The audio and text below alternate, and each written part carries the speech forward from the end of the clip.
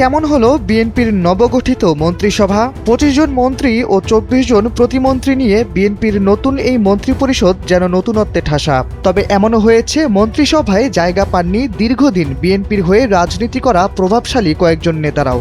মঙ্গলবার সংসদের দক্ষিণ প্লাজায় মন্ত্রী ও প্রতিমন্ত্রীরা শপথ নিলেও শপথ নিতে দেখা যায়নি বিএনপির স্থায়ী কমিটির সদস্য ডক্টর খন্দকার মোশাররফ হোসেন, মির্জা আব্বাস, গয়েশ্বর চন্দ্র রায়, ডক্টর আব্দুল মঈন খান, নজরুল ইসলাম খান ও সেলিনা রহমানকে।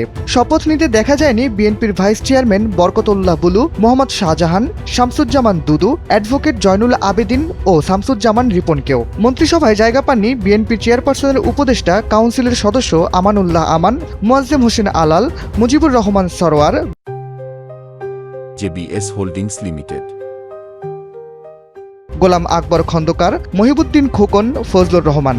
জায়গা পাননি বিএনপির জ্যেষ্ঠ যুগ্ম মহাসচিব রুহুল কবির রিজভী, যুগ্ম মহাসচিব হাবিবুন্নবী খান সোহেল। শপথ অনুষ্ঠানকে ঘিরে দলীয় নেতাকর্মীদের মাঝে ব্যাপক আগ্রহ থাকলেও একাধিক হেভিওয়েট নেতা শপথ না নেওয়ায় রাজনৈতিক অঙ্গনে কিছুটা মিশ্র প্রতিক্রিয়া তৈরি হয়েছে। তাদের বাদ পড়া নিয়ে রাজনৈতিক অঙ্গনে চলছে নানা ব্যাখ্যা ও বিশ্লেষণ।